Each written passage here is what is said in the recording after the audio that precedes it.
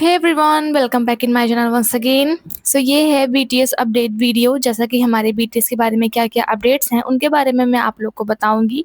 सबसे पहले हम बात करते हैं हमारे त्योंग के बारे में। जैसा कि जो हमारे त्योंग हैं आज 2 बजे लाइव आए हुए थे, लेकिन मैंने उस लाइव को एक्सप्लेन नहीं किया है। मैंने उसका कोई स्पेशल वीडियो नहीं बनाया हुआ जिसमें मैंने उनकी लाइव को हिंदी में एक्सप्लेन किया हुआ है। अब मैं इसका रीज़न भी बताती हूँ कि मैंने क्यों नहीं किया ऐसा। क्योंकि जो हमारे त्योंग है उनकी लाइव स्टार्ट होती है, सबसे पहले वो एक सॉन्ग को हम करते हुए अपने लाइव को स्टार्ट करते हैं। जो इनका ये लाइव था ये सिर्फ वॉइस ओनली लाइव था, इसमें उन्होंने अपना फेस नहीं दिखाया हुआ था। क्यों नहीं दिखाया हुआ था? क्योंकि वो शर्टलेस थे। उन्होंने सिर्फ शर्ट पहना हुआ था, उन्होंने शर्ट नहीं पहनी हुई थी। एंड कोरियन में लाइव स्टार्ट होती है, वो बोलते हैं कि मैं अभी सो के उठा हुआ हूँ, लेकिन कुछ फैंस होते हैं वो बोलते हैं कि आप चाइनीज़ में बात कीजिए। देन वो बोलते हैं मेरी चाइनीज़ बिल्कुल भी अच्छी नहीं है, मुझे बिल्कुल भी नहीं आती चाइनीज़। लेकिन उन्होंने यहाँ पे झूठ बोला, क्योंकि जो हमारे त्योंग हैं उनको चाइनीज़ बहुत अच्छी आती है। वो बहुत ज़्यादा अच्छे ही कॉन्फिडेंटली वो चाइनीज़ को बोलते हैं एंड चाइनीज़ को समझते भी हैं, सिर्फ बोलते ही नहीं हैं। एंड एक फ्रेंड ने बोला आप चाइनीज़ में बात करो, देन वो चाइनीज़ में थोड़ा बहुत बात करते हैं, शी हाओ वगैरह वगैरह, हेलो वगैरह बोलते हैं। उसके बाद में वो जो है थोड़ी देर चाइनीज़ बोलने के बाद में वो जापानीज़ में बोलने लग जाते हैं, और उन्होंने अपनी पूरी लाइव जापानीज़ में ही की हुई थी। उन्होंने पूरी लाइव में जापानीज़ बोला हुआ था। एंड मैंने इसलिए वीडियो को नहीं एक्सप्लेन किया, क्योंकि जो चाइनीज़ वो बोल रहे थे ना, वो भी जो है सबटाइटल चाइनीज़ में ही जापानीज़ में ही लिख के आ रहा था। जापानीज़ में इंग्लिश वर्ड्स में जापानीज़ लिख के आ रही थी, जो जिसका मतलब जो था जापानीज़ ही था, वो इंग्लिश में नहीं आ रही थी। इसकी वजह से मैंने उसको एक्सप्लेन नहीं किया, लेकिन उस लाइव की थोड़ी बहुत बातें मैं आपको बता सकती हूँ कि उस लाइव में आखिरकार हुआ क्या है। तो सबसे पहले हमारे त्योंग का लाइव स्टार्ट होता है एंड वो गाना गाते हुए आते हैं एंड वो अपने लिए खाना बना रहे थे। एंड उन्होंने अपना फेस नहीं दिखाया, क्योंकि उन्होंने शर्ट नहीं पहनी हुई थी, वो शर्टलेस थे। वो उन्होंने सिर्फ शॉर्ट पहना हुआ था, जैसा कि मैंने आपको बताया। एंड देन उनकी लाइव स्टार्ट होती है, वो सॉन्ग को गाते हुए रहते हैं। वो बोलते हैं कि मैं जस्ट अभी सो के उठा हुआ हूँ। एंड वो बोलते हैं कि मैं जो है अपने वेट जो लॉस कर रहा हूँ उसमें सक्सेस हो गया हूँ। जैसा कि अभी जो मेरा ओरिजिनल वेट है वो 65 है। एंड वो 11 सेकंड के लिए अपने कैमरे को ऑन करते हैं, उनका फेस दिखाई देता है। फेस पूरा नहीं दिखाई देता, सिर्फ उनका फोरहेड दिखाई देता है। एंड जो वेट वाली मशीन होती है उस पर वो जाते हैं, अपना वेट करते हैं एंड हम लोग को दिखाते हैं कि 65 किलो से वो थोड़ा ज़्यादा, कुछ ग्राम वो थोड़े ज़्यादा थे। एंड वो बोलते हैं कि जो अब वो हैं वो सक्सेस हो गए हैं। देन काफ़ी सारे फैंस उनको बोलने लग जाते हैं कांग्रेचुलेशन वगैरह वगैरह। देन वो बोलते हैं ये इतनी भी कोई बड़ी बात नहीं है, it's not a big deal for me. And सिर्फ उन्होंने जापानीज़ में ही नहीं, थाई में, रशियन, काफ़ी सारी लैंग्वेज में उन्होंने बात की हुई थी। एंड देन अपनी वेट को दिखाने के बाद में वो बोलते हैं कि मैं कल शाम को अपने अंकल एंड अपने शायद आंटी, अपने पेरेंट्स मम्मी पापा चाचा चाची के साथ में वो जो है शाम को डिनर करने के लिए गए हुए थे, और उन्होंने अपनी फैमिली के साथ में काफ़ी अच्छा टाइम स्पेंड किया हुआ था। एंड फिर वो कैमरा को थोड़ी देर के लिए ऑन करते हैं, वो दिखाते हैं कि उन्होंने अपने लिए क्या बनाया हुआ है। वो दिखाते हैं अपना जो उन्होंने खाना बनाया हुआ था, बेक पोटैटोज़ थी जिसको उन्होंने बेक किया हुआ था, पकाया हुआ था, उसको रखा हुआ था। एंड बीफ स्टिक राइस था, जो वो होता है बीफ मांस होता है आई थिंक, उसके साथ में चावल था, उसको उन्होंने अपने खाने के लिए बनाया हुआ था। एंड वो काफ़ी ज़्यादा भूखे भी थे उठने के बाद में। आप देख सकते हैं यही फूड त्योंग ने बनाया हुआ है। एंड इन्होंने प्लेटिंग बहुत अच्छी की हुई है अपने फूड की।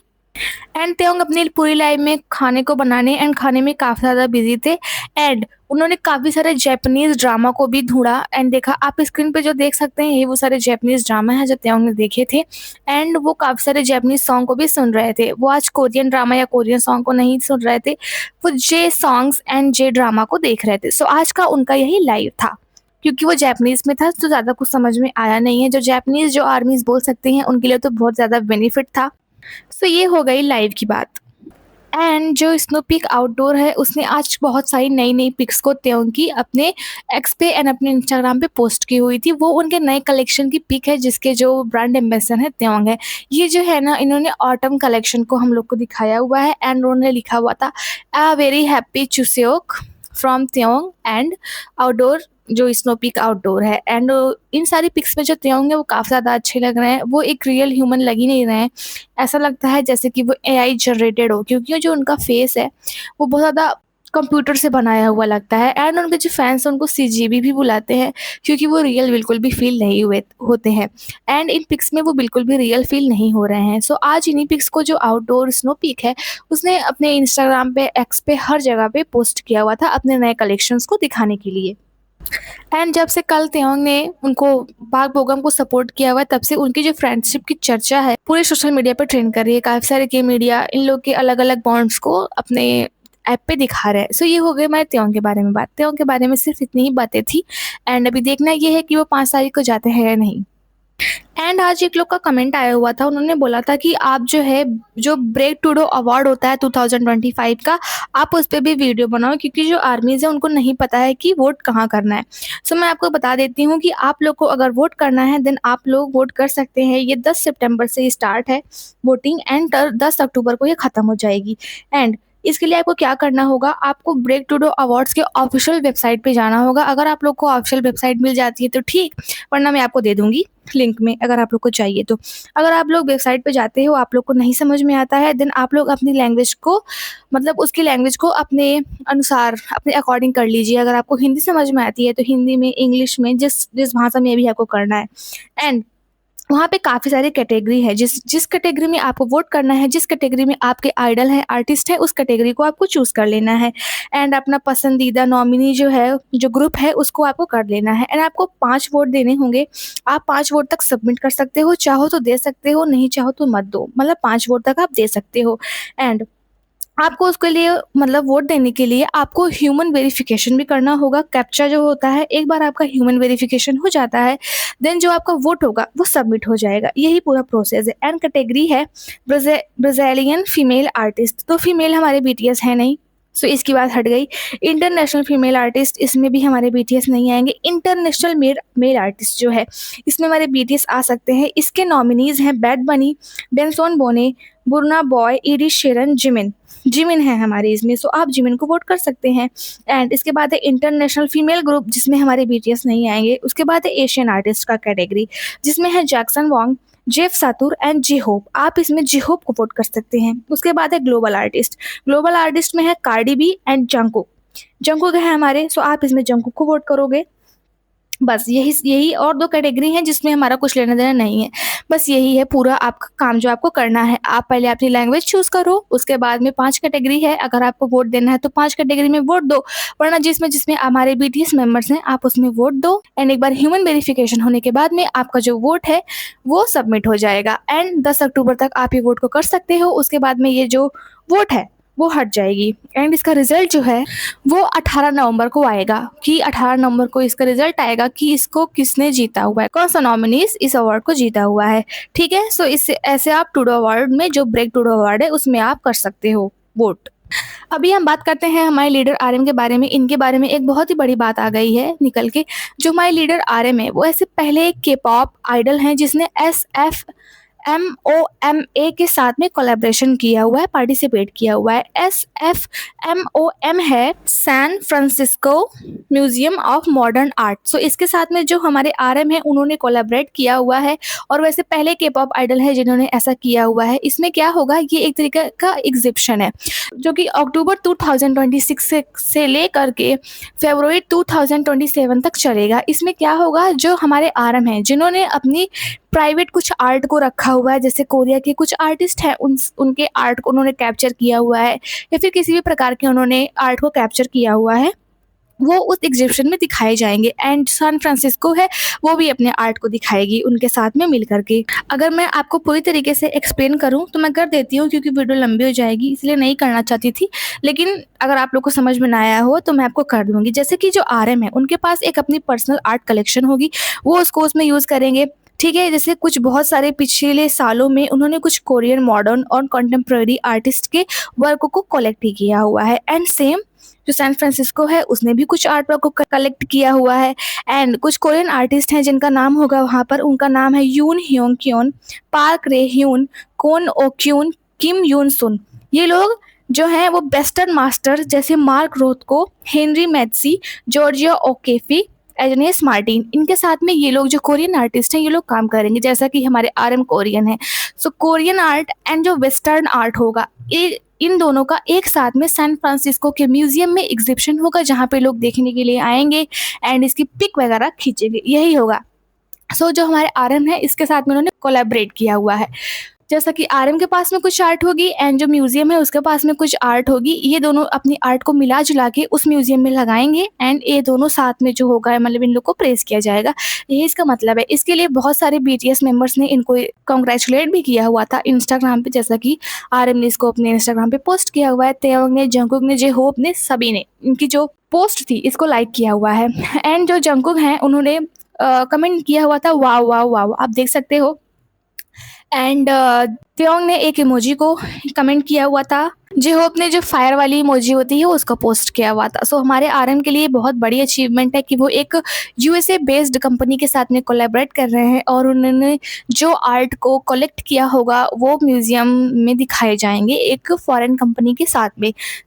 बराबर का कोलैबोरेशन होगा, बराबर का वो भी दिया जाएगा, मतलब क्रेडिट भी दिया जाएगा। एंड आरएम जैसा कि बहुत डीपली सोचते हैं तो उन्होंने बहुत अच्छी-अच्छी आर्ट को कलेक्ट किया हुआ होगा।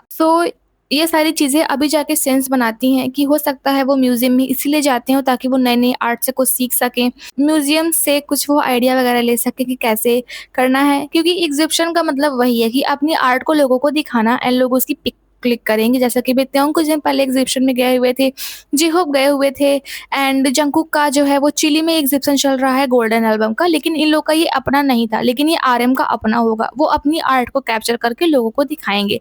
जैसे कि स्कल्पचर हो गए एंड कोई आर्ट हो गया, किसी आर्टिस्ट ने कोई पेंटिंग वगैरह बनाई है, यही सब कुछ होगा उसमें। सभी लोगों ने जो है आरएम को कांग्रेचुलेट किया एंड मुझे ऐसा पूरा भरोसा है कि जो हमारे लीडर आरएम हैं, वो बहुत अच्छी-अच्छी आर्ट को लेके आएँगे जिसे दुनिया पसंद करेगी। अभी हम लोग के पास में 1 साल है, पूरे वर्ल्ड के पास में 1 साल है, आरएम ने क्या-क्या कैप्चर किया हुआ है इसको देखने के लिए। एक तरीके से ये बहुत बड़ी बात है हमारे लीडर आरएम के लिए एंड उनको चूज़ किया गया इसके लिए, ये भी इनके लिए बहुत बड़ी ऑनर की बात है। ठीक है? ये हो गई हमारे आरएम के बारे में बात।